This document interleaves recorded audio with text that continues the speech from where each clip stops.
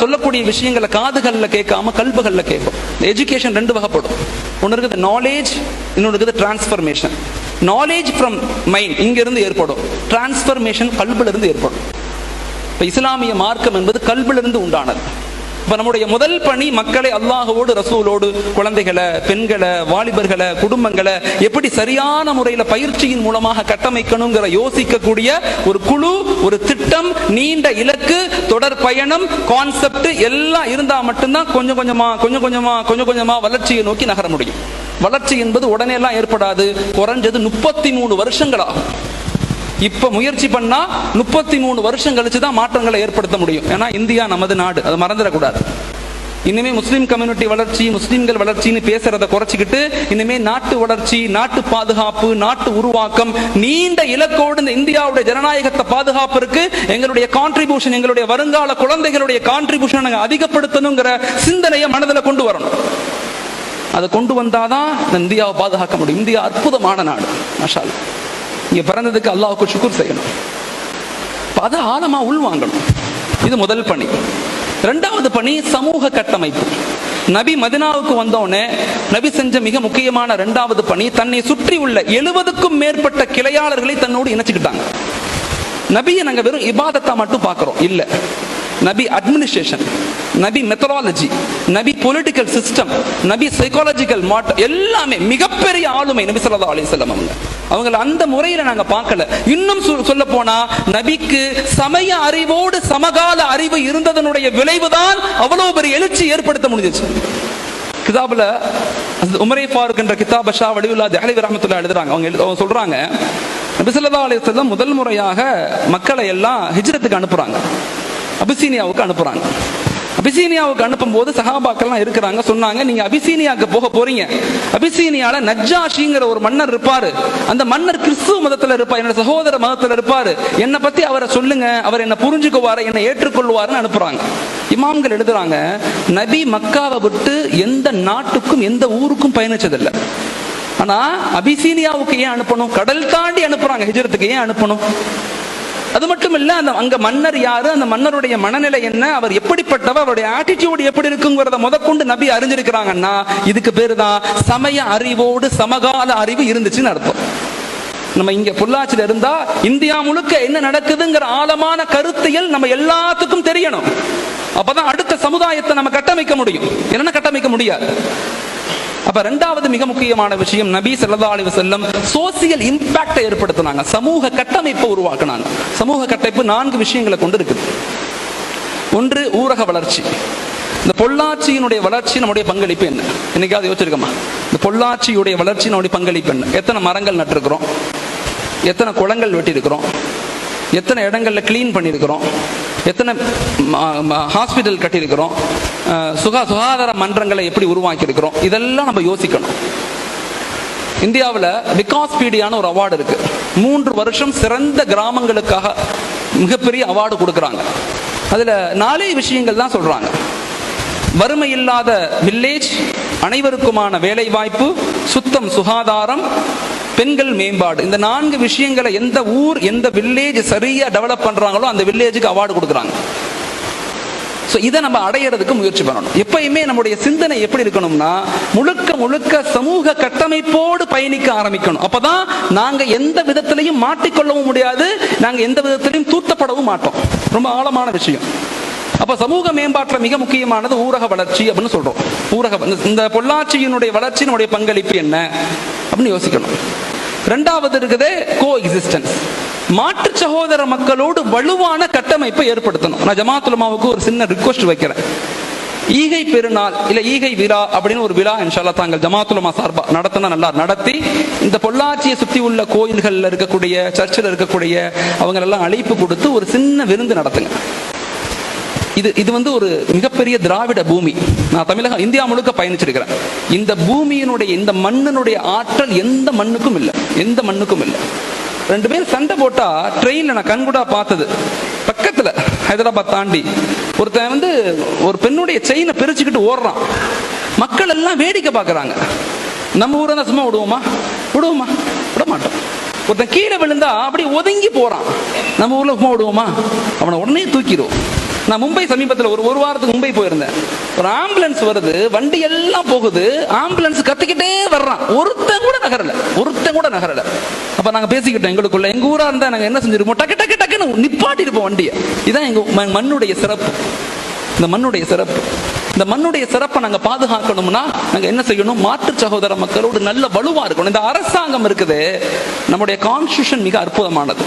ஆனா அரசியல்வாதிகள் தான் மாறிக்கிட்டே இருப்பாங்க, அவங்களுடைய சிந்தனைகள் இருந்துகிட்டே தான் இருக்கும். அதை பத்தி நாங்க பேசவே வேணாம். நாங்க பேசுறது என்ன பேசணும்னா, இந்த மக்களை நம்ம எப்படி கையில் எடுக்க போறோம், நாங்க விட்டுறக்கூடாது, நாங்க விடக்கூடாது. தமிழகம் என்பது அற்புதமான பூமி. தமிழகமும் கேரளாவும் உலகத்தினுடைய மிகச்சிறந்த மண்ணுன்னு சொல்றான் ஆய்வாளர்கள், மிகச்சிறந்த மண். சுபாஷ் சந்திர போஸ் அவருடைய ஸ்பீச்ல பேசும்போது சொல்லுவாரு, நான் அடுத்த பிறவின்னு எனக்கு ஒண்ணு இருந்தா அந்த பிறவியை நான் தமிழ்நாட்டில் தான் பிறப்பேன்னு சொல்றாரு. தமிழக மண்ணில் தான் நான் பிறப்பேங்கிறார். ஏன்னா அவர் ஒரு ஆர்மி உருவாக்குறார் பிரிட்டிஷை எதிர்த்து. அதுல 27% முஸ்லிம்கள் முன்வரிசையில் நிற்கிறான். கெசட்ல பதிவாயிருக்கு. கெசட்ல என்னுடைய புத்தகத்துல ஆய்வாக எழுதிருக்கேன், ஆச்சரியப்பட்டு நான் எழுதினேன். இப்ப இவ்வளவு பெரிய சிறப்பான மண் இந்த மண். இந்த மண்ணை பாதுகாக்க நம்ம செய்ய வேண்டிய மிக முக்கியமான பணி, மாற்று சகோதர மக்களோடு நல்ல வலுவா கட்டமைக்கணும். இங்க நிறைய நல்லவங்க தான் இருக்கிறாங்க, கெட்டவங்க ரொம்ப கம்மி. கெட்டவங்க ரொம்ப கம்மி, நல்லவங்க உலகத்துல ஜாஸ்தி. அவங்களை நம்ம கூட இணைக்கக்கூடிய பணியை நாங்க செய்யணும். மூன்றாவது என்னுடைய கருத்து என்னன்னா, CCC, cooperation and coordination committee, social டெவலப்மெண்ட்ல மூணாவது மிக முக்கியமான விஷயம். நம்மள மாதிரியே நிறைய பேர் நம்ம ஊர்ல இருப்பாங்க. சில பேர் கல்வி உதவி செய்வாங்க, சில பேர் மருத்துவ உதவி செய்வாங்க, சில பேர் எஜுகேஷன் உதவி செய்வாங்க. எல்லா உதவி செய்யக்கூடியவங்களையும் ஆர்கனைஸ் பண்ணி, நீங்க என்ன பண்றீங்க நல்லா பண்ணுங்க, நீங்க என்ன பண்றீங்க நல்லா பண்ணுங்க, நீங்க என்ன பண்றீங்க நல்லா பண்ணுங்க, நாங்க இதை பண்றோம் நீங்க இதை பண்றீங்க, உங்களுக்கு நாங்க உதவி செய்யறோம் எங்களுக்கு நீங்க உதவி செய்யுங்க. இதுக்கு பேர் தான் இன்டகிரேஷனல் சஸ்டைனபிள் டெவலப்மெண்ட் பிளான். ஒரு ஊர்ல மரம் நடுறாங்கன்னா நாங்க மரம் நடக்கூடாது. அந்த மரம் நடுறவங்களை கூப்பிட்டு, எத்தனை மரம் நடுறீங்க? நாங்க 50 மரம் நடுறோம். இந்தாங்க நாங்க ஒரு 10 மரம் நடுறோம், 60 மரமா நடுங்க. இதுதான் சமூகத்தினுடைய வளர்ச்சி. ஒற்றுமைனா எல்லாரும் சேர்ந்து ஒரு வேலையை செய்யறதல்ல ஒற்றுமை. அப்படி செய்ய முடியாது, அது ஆகமாக்கும் படல, அது செய்யவும் முடியாது. அல்லாஹ் அப்படி ஒரு சூழ்நிலை ஏற்படுத்தியும் கொடுக்கல. ஒற்றுமையை கொண்டு நோக்கம் என்னன்னா, அவங்கவங்க உங்களால முடிஞ்ச வேலைகளை செய்யுங்க, ஆனா எல்லாரும் சேர்ந்து ஒரு இலக்கை உருவாக்கி அந்த இலக்கோடு பயணிங்க. மாசத்துக்கு உதாரணம் பள்ளப்பட்டியில, கிட்டத்தட்ட பள்ளப்பட்டி, சேலம், ஈரோட்ல சமீபத்தில் நடந்துச்சு. 136 அமைப்புகள் கலந்து கொண்டாங்க ஒரு மீட்டிங்ல. ஒரே மீட்டிங் 136 குட்டி குட்டி குட்டி இயக்கங்கள் எல்லாத்தையும் கூப்பிட்டாங்க, எல்லாத்துக்கும் வாய்ப்பு கொடுத்தாங்க. நீங்க பேசுங்க மாஷால்லா. இப்போ அவங்க எல்லாரும் சேர்ந்து ஒரு இலக்கோடு பயணிக்கிறாங்க. ஈரோட்ல ஒரு பெண்கள் கல்லூரி நாங்க உருவாக்க போறோம், எல்லாரும் சேர்ந்து. முடிஞ்சு போச்சு, சிம்பிள், அவ்வளவுதான். எல்லாரும் ஏன் கூட வாங்கன்னா வரமாட்டாங்க. அது எப்படி வருவாங்க? வரமாட்டாங்க. அவங்க ஒரு வேலை செய்யட்டும், இவங்க ஒரு வேலை செய்யட்டும். இதுக்கு பேர் தான் CCC, cooperation and coordination committee. இது நமது நாடு அப்படிங்கிற சிந்தனை நமக்கு வேணும், விட்டுறக்கூடாது நம்முடைய உரிமைகளை. நான்காவது மஹல்லா கட்டமைப்பு. மஹல்லாக்கள டேட்டா பேஸ் இல்லாம, உதாரணத்துக்கு நான் ஒரு சுருக்கமான உதாரணம் சொல்றேன். மொத்த இந்தியாவில் வறுமை கோட்டுக்கு கீழே இருக்கிறவங்க 36%. 36% வறுமை கோட்டுக்கு கீழே இருக்கிறாங்க முஸ்லிம்கள். நான் சொல்றேன் ஓவரால் எல்லா மக்களும் சேர்த்து 28%. சமீபத்திய யூனுடைய ரிப்போர்ட், ஆக்சுவலா நான் சொல்றேன், சமீபத்திய 3 நாளுக்கு முன்னாடி படிச்சதை நான் உங்கள்கிட்ட சொல்றேன். அதுல இந்தியாவிலேயே வறுமை கோட்டுக்கு ரொம்ப இருக்க மக்கள்லயே ரொம்ப குறைவாக இருக்கக்கூடியது 2 ஸ்டேட் தான். ஒன்னு கேரளா, இன்னொன்னு தமிழ்நாடு. கேரளாவில் வெறும் 1%, 2% தான் இருக்காங்க. தமிழ்நாட்டில் 4% தான் இருக்கிறாங்க வறுமை கோட்டுக்கு. அதாவது ஒரு நாளைக்கு 36 ரூபாய்க்கும் குறைவாக சம்பாதிக்கக்கூடிய மக்கள். ஆனா அந்த 4% மக்கள்ல அதிகமாக இருக்கிறது முஸ்லிம்கள். இது எப்படி சரி செய்ய போறோம்னா, மஹல்லா வைஸ் நமக்கு ஒரு மஹல்லாவில், இந்த மஹல்லாவில் இந்த 100 முஸ்லிம்கள்ல 10 பேர் வறுமை கோட்டு கீழே இருக்கிறாங்க. இந்த 90 பேர் சேர்ந்து இந்த 10 பேர்த்தை எப்படி உயர்த்தலாங்கிறத யோசிக்கணும். நான் பேசுறது எல்லாமே வாய் வார்த்தை இல்ல, நாங்க பிராக்டிக்கலா செஞ்சு பார்த்து தான் உங்கள்ட்ட நான் சொல்லிக்கிட்டு இருக்கேன். மாஷாஅல்லாஹ். பள்ளப்பட்டியில இந்த வருஷம் மட்டும் கிட்டத்தட்ட ஒரு 60-70 பெண்களை தேர்ந்தெடுத்து அவங்களை வறுமை கோட்டிலிருந்து மீட்டெடுத்து அவங்களுக்கு ஒரு வேலை வாய்ப்பை கொடுத்து ஒரு கேம்ப் அமைச்சு வாரத்துக்கு 5000 சம்பாதிக்கிற மாதிரி டாக்குமெண்ட் ஒரு விஷயத்தை உருவாக்கி கொடுத்துருக்காங்க. அந்த டிஸ்ட்ரிக்ட்ல உங்கள் மண், உங்கள் மக்கள், உங்கள் ஜெனரேஷன், உங்கள் வருங்கால சந்ததிகளை நீங்கள் பாதுகாத்துக் கொள்ளுங்கள் அப்படிங்கிறதா சோசியல் டெவலப்மெண்ட் அடிப்படையான விஷயம். இது 2வது கான்செப்ட். நபி மதீனாவுக்கு போய் செய்த 2வது விஷயம். நபி மதீனாவுக்கு போய் 3வது செய்த விஷயம் பொருளாதார மேம்பாடு, கூட்டு பொருளாதார கொள்கை. மிக முக்கியமான விஷயம். என்னதான் நம்ம பேசினாலும் காசு பணம் இல்லாட்டி ஒன்றும் செய்ய முடியாதுங்கிறது யதார்த்தமான விஷயம். என்ன வேணாலும் பேசலாம். அது உமர் ரலியல்லாஹு சொல்றாங்க, நீங்க ஷரியத்துக்கு எவ்வளவு முக்கியத்துவம் கொடுக்குறீங்களோ அந்த அளவுக்கு பொருளாதார மேம்பாட்டுக்கும் முக்கியத்துவம் கொடுங்க. எந்த சமூகம் பொருளாதாரத்துல மேம்படலையோ அந்த சமூகம் நசுக்கப்பட்டுங்கிறாங்க. நசுக்கப்பட்டு மிக முக்கியமான வார்த்தை இது. சுதந்திரம் வாங்கும் போது இந்தியாவில் 1947 முஸ்லிம்களுடைய contribution in GDP in India 28%. Front லைன்ல வந்த பத்திரிகை நியூஸ் இது. ஃப்ரண்ட் லைன்ல வந்த பத்திரிகை நியூஸ். சுதந்திரம் வாங்கும் போது 28% பங்களிச்சிருக்கிறோம். அதுக்கு முன்னாடி அவுரங்கசீப் ரஹ்மத்துல்லாஹி அலைஹி காலத்தில் 1707 அமர்த்தியா சென் நோபல் பரிசு வாங்கின, இந்தியாவுக்காக பொருளாதாரத்தில் நோபல் பரிசு வாங்கின அவர் சொல்றாரு, இந்தியாவில் ஹஜரத் அவுரங்கசீப் ரஹ்மத்துல்லாஹி காலத்தில் இந்தியாவுடைய வளர்ச்சி எந்த அளவுக்கு இருக்குன்னா அமெரிக்கா பிரிட்டிஷை விட 800 மடங்கு அதிகமாக இருந்துச்சாம். 800 மடங்கு. நிச்சயமில்லா பொருளாதார கொள்கை அப்படிங்கிற புத்தகத்துல 2வது பக்கத்துல இது எழுதுறாரு அவர். 2வது பக்கத்துல அமர்த்தியா சென் எழுதுறார். பொருளாதார மேதை அவர் சொல்றாரு. இன்னைக்கு உள்ள ஸ்டாலினுடைய பொருளாதார மேம்பாட்டு குழுல அவரும் ஒரு ஆள். ஜெயரஞ்சன், அமர்த்தியா சென், முக்கியமான ஆளுகள் அவரும் ஒரு ஆள். மாஷா அல்லாஹ். அப்ப சமூகத்தினுடைய வளர்ச்சியில பொருளாதாரம் ரொம்ப ரொம்ப இம்பார்ட்டன்ட். இப்ப 28% இருந்த நாம இன்னைக்கு 2019-20 அது 3% குறைஞ்சு போச்சு. வெறும் 3%. வெறும் 3%. மிக முக்கியமான விஷயம். இந்தியா முழுக்க மார்வாடிஸ் இருக்கிறாங்க. மார்வாடி சகோதர மக்கள், மார்வாடிஸ், பேனியா, குப்தா, இவங்கெல்லாம் முக்கியமான கிளையார்கள். இவங்கெல்லாம் மொத்த இந்தியாவில் 1.5 கோடி பேர் தான் இருக்கிறாங்க. இந்த 1.5 கோடி பேர் சேர்ந்து மொத்த இந்தியாவுடைய ஜிடிபியில வந்து எத்தனை பர்சன்ட்னா 24%. நம்ம 20 கோடி முஸ்லிம்கள் இருக்கிறோம். ஆனா எங்களுடைய கான்ட்ரிபியூஷன் வெறும் 3%. எப்படி சமூகம் வளர முடியும்? பொருளாதாரம் இருந்தால் தான் மதரசா கட்ட முடியும், ஸ்கூல் நடத்த முடியும், காலேஜ் நடத்த முடியும். ஸோ இப்போ நாங்கள் என்ன சொல்றோம்னா, ஒவ்வொரு ஊர்கள்லையுமே பொருளாதார மேம்பாட்டுக்குன்னு ஒரு குழு உருவாக்குங்க. அந்த குழு தொடர்ந்து பயிற்சிகள் கொடுக்கட்டும். டெக்னாலஜி மேம்பாடு, இன்னைக்குள்ள பர்ச்சேசிங், இன்னைக்குள்ள மார்க்கெட்டிங், இன்னைக்குள்ள சிஸ்டம், இன்னைக்குள்ள ட்ரேடிங், இன்னைக்குள்ள மேனுஃபேக்சரிங், இதை பத்தி பேசக்கூடிய, யோசிக்கக்கூடிய, பயன்படக்கூடிய, பயிற்சி அளிக்கக்கூடிய ஒரு குழு ஒவ்வொரு ஊர்களையும் இருக்கணும். சபாபேட்டைன்னு சொல்லி சேலத்தில் ஒரு இடம் இருக்கு. ஒரு 20 வருஷத்துக்கு முன்னாடி 80% முஸ்லிம்கள் இருந்தாங்க. இன்னைக்கு வெறும் 4% தான். மார்வாடிஸ் 2% இருந்தவங்க இன்னைக்கு 80% இருக்காங்க வெறும் 20 வருஷத்துல. நான் அவங்கள குறை சொல்லல, குறையாக இல்லை. அவங்க தன்னை மேம்படுத்துறாங்க, வளர்றாங்க. நம்ம சும்மாவே இருக்கும், மேம்பட முடியல. பொருளாதாரத்துல கட்டமைச்சு கொண்டு போகணும். நபி ஸல்லல்லாஹு அலைஹி வஸல்லம் இதுக்கு ரொம்ப முக்கியத்துவம் கொடுத்தாங்க. சேவைக்கு, சேமிப்பு மற்றும் பங்கீடுக்குன்னு சில சஹாபாக்கள் இருந்தாங்க, வியாபாரத்துக்குன்னு சில சஹாபாக்கள் இருந்தாங்க, விவசாயத்துக்குன்னு சில சஹாபாக்கள் இருந்தாங்க, ஆய்வு மற்றும் திட்டத்துக்காக சஹாபாக்கள் இருந்தாங்க. இது 3வது நம்முடைய திட்டம், பொருளாதார மேம்பாடு. 4வது எஜுகேஷன். இன்ஷா அல்லாஹ் நீண்ட இலக்கோடு ஒரு சமூகத்தை கட்டமைக்கணும்னா அதிகாரத்திலையும் ஆளுமைகள் நம்முடைய குழந்தைகளை உருவாக்கணும். நம்முடைய குழந்தைகளை உருவாக்கணும்.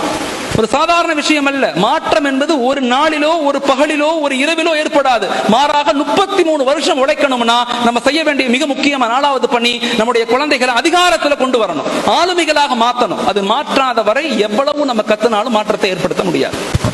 அடுத்த 10 வருஷத்துல இன்ஷா அல்லாஹ் பொள்ளாச்சியிலிருந்து குறைஞ்சது 4 கலெக்டர்கள் உருவாகணும், ஜட்ஜுகள் உருவாகணும், 100 அதிகாரிகள் உருவாகணும். 100 அதிகாரிகள் இன்ஷா அல்லாஹ். The ulama is not a king, the ulama will be the king makers. நாங்க ஜட்ஜாக விரும்பல, நாங்க டாக்டராக விரும்பல, நாங்க கலெக்டராக விரும்பல. ஆனா ஒவ்வொரு ஆலிமும் 10 டாக்டரை, 10 ஆலிம்களை, 10 கலெக்டரை உருவாக்க மூத்தா கூட. அவ்வளவுதான் கிங்ஸ் மேக்கர். நபி தன்னை அரசனாக அறிவிச்சுக்கல, ஆனா நபி ஸல்லல்லாஹு அலைஹி வஸல்லம் எல்லாத்தையும் மாற்றத்தை ஏற்படுத்தினாங்க. அந்த வம்சத்திலிருந்து வந்த மக்கள் நாம அதுல உறுதியாக இருக்கணும்.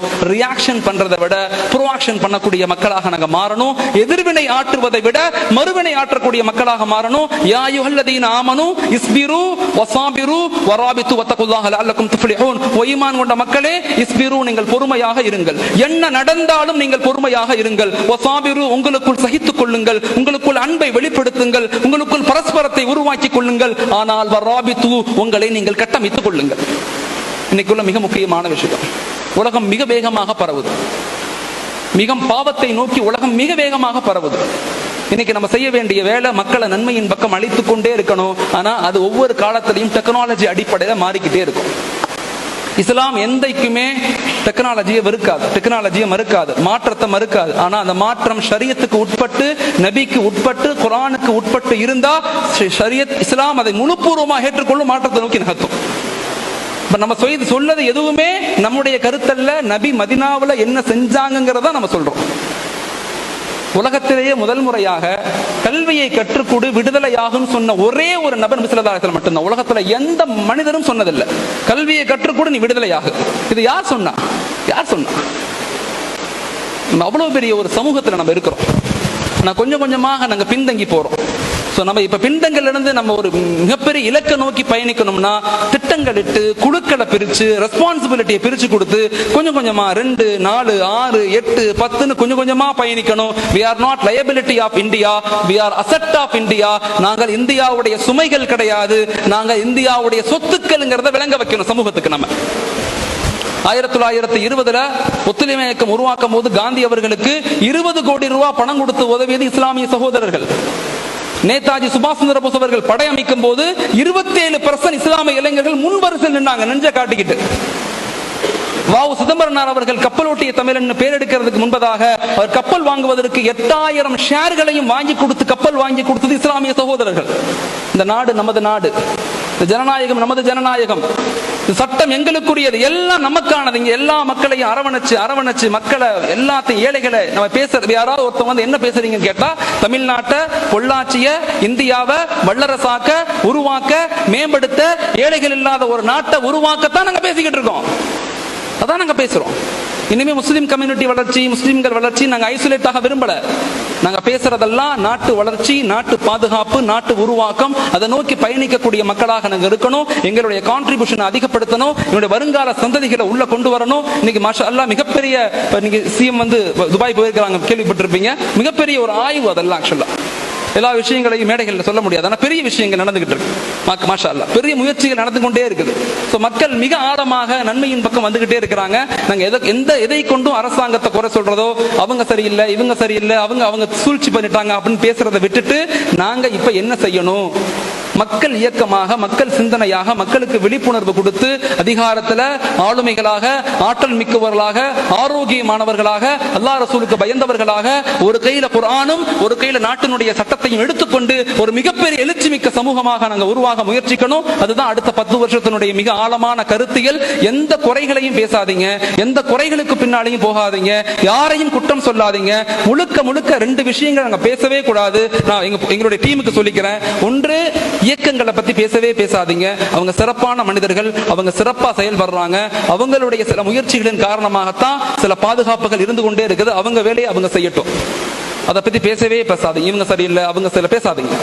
2வது, அகீதாவை பத்தி பேசவே பேசாதீங்க. அது உலமாக்கள் மட்டுமே பேச வேண்டிய விஷயம். அது அவர்களுக்கு மட்டுமே உரித்தானது. உலமாக்களை தவிர யாரும் இது கூடும், இது கூடாது, வைக்கலாம், வைக்க கூடாதுங்கிற ஒரு வார்த்தை கூட பேசாதீங்க. நீங்க பேசுறதெல்லாம் வளர்ச்சி, உருவாக்கம், மேம்பாடு, கட்டமைப்பு, கல்வி, சமூகம், பொருளாதாரம், இதை மட்டுமே நீங்க பேசுங்க. வேற எதை பத்தியும் பேசாதீங்க. உலமாக்கள் உங்க பின்னாடியே தான் இருப்பாங்க. அவங்களுடைய துவா, அவங்களுடைய கைடன்ஸ், அவங்களுடைய பங்களிப்பு இன்ஷால்லா நமக்கு எல்லா காலத்திலும் இருக்கும். ஏன்னா அவங்க தான் சமூகத்தினுடைய அச்சாணிகள், முதுகெலும்புகள். அதை ஆழமாக அவங்களை பாதுகாக்கிறதும், அவங்களை மேம்படுத்துறதும், அவங்களை உருவாக்குறதும் நம்முடைய பொறுப்புங்கிறத டீம் எல்லாரும் ஆழமா விளங்கிக் கொள்ளுங்க. எந்த விஷயத்தை பேசணுமோ, எந்த விஷயத்தை கேட்டோமோ அதன்படி அமல் செய்ய தௌஃபீக் அல்லாஹ் தஆலா எங்களுக்கும் உங்களுக்கும் தருவானாக.